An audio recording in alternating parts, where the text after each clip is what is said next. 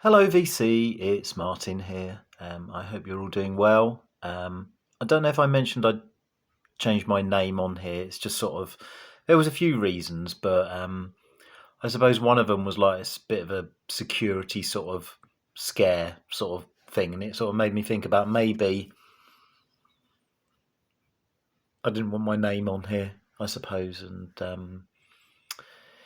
yeah, I mean a lot of people don't have their name on here anyway, so I suppose it's not really an issue. Um, but amongst each other, we know who we are if we've posted things to each other and such like. So it's not really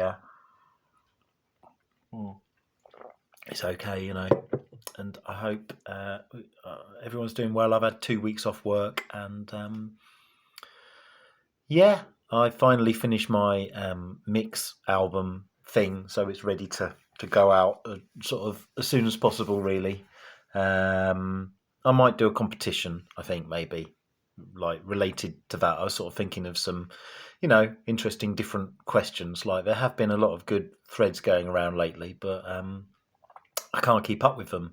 You know, Richard, when's your Boney M coming? When's that coming along?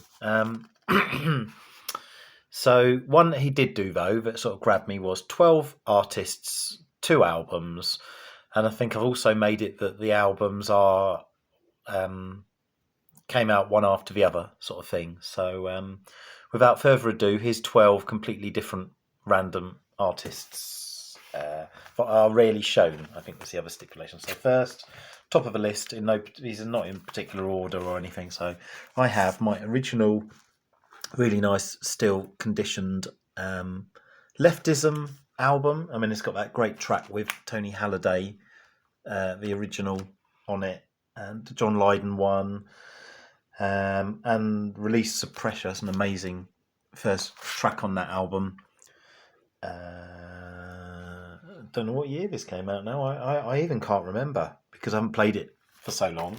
And somewhere along the line, secondhand, a bit of a slightly bent corner there, but this is a second album which I'm not really that familiar with either. This is already by 1999. So, second album called Rhyme and Stealth. Yeah, right. Next person is Juliana Hatfield. Hey Babe first. That's her on her own, or After Blake Babies or Babes, I think they were called, and then after that, Become What You Are. But there she's called Juliana Hatfield 3. That came out a year later, I think. There she is in the middle, looking lovely. Next, it's definitely a 90s theme, isn't it, with a lot of my albums. We have Prodigy Experience. I always think that's what HS2 protesters listen to. I don't know why. Not that I am anyway inclined like that, but it's being built. We can't really do much about it. So, Music for the Jilted Generation.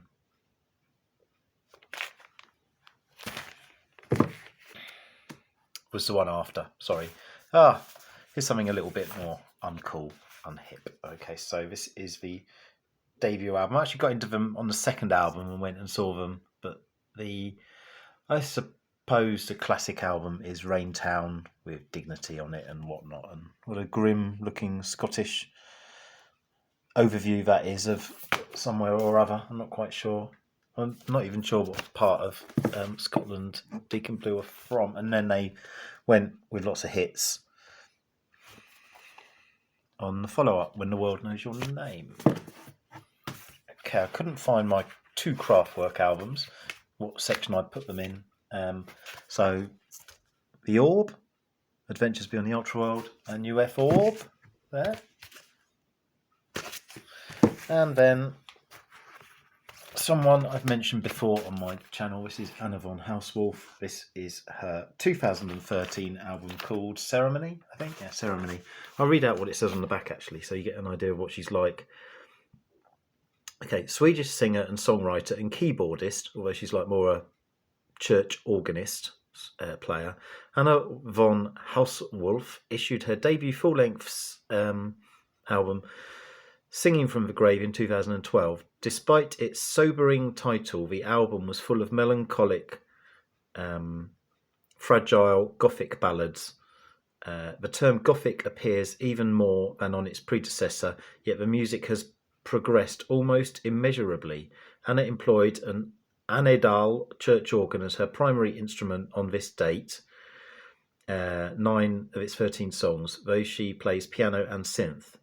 It's an amazing array of tones, sounds, and timbres colour the proceedings with an array of possibilities most pop recordings never imagine, let alone use. And then somebody else has written extraordinarily powerful, huge sonics, courtesy of the mighty Anadal pipe organ. Anna's fearless vocals are recorded impeccably and are rendered beautifully here on double 180-gram vinyl. Imagine if Kate Bush joined Godspeed You Black Emperor. There we go. And then she followed it up. Was that last year, I think? 2 years ago, sorry, this album. And this is called... I can't remember what it's called now. Oh, Dead Again. Here we go. Okay, next. Okay, here's my specially packaged Massive Attack album. Unfortunately, I tried to take the sticker off it and wrecked it, but in here there's a Massive, as opposed to Massive Attack. Sorry, the whole Gulf War thing going on at the time, censorship. And then it was back to Massive Attack Protection in 94. Some of these bands, I don't know why I sort of stopped after a couple of albums, or 3 albums, for instance. Yeah, I suppose it just sort of shows maybe that's what I'm like. Maybe I just sort of, the bands that I have nearly everything of, they are under 10 artists, I would say. Yeah, definitely under 10 artists. So they would be my favourite bands, I suppose, and more what I've tried to complete. I don't know whether I can cover this up a little bit. Oh, that's a Ween album, and it's called Chocolate and Cheese, and it's on Flying Nun from 1994. That's a more varied indie oddball album, and when they followed it up in 96, this is called 12 Golden Country Greats. So this is sort of slightly pastiche, taking the P out of country music, really. Especially the lyrics are just like very comical. Yeah, I Don't Want to Leave You on the Farm. Japanese Cowboy. Help Me Scrape the Mucus Off My Brain. Yeah. Right, I'm sure a lot of you have probably got Humanly Dare. So the 2 albums that came before them were this one with a rather freaky looking cover, and then Travelogue. Was that a year later, I think? No, 1980. Okay, nearly there. Coming in at a tidy under 10 minutes, hopefully. Save the best till last, shall we? Okay.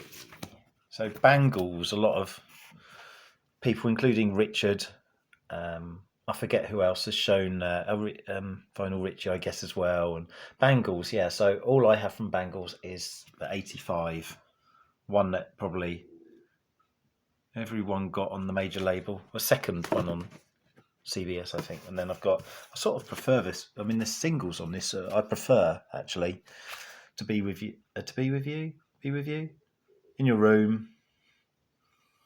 And then I think after this, they sort of capitulated a bit, and they probably suffered from being on a major label. 88 this is from, so that took them... I suppose if you keep a label waiting for 5 or 6 or 7, if you keep them waiting for 3 years, then in that time, your momentum's sort of gone, hasn't it? And, so much changes in music, or certainly used to change in music in 3 years' time. Yeah. Let's show these next. Alan, Static Traveller, showed one of these the other day on his TV and TV related albums. I can't remember which one came first. Sorry, it's Leonard Nimoy. So here we've got The Way I Feel.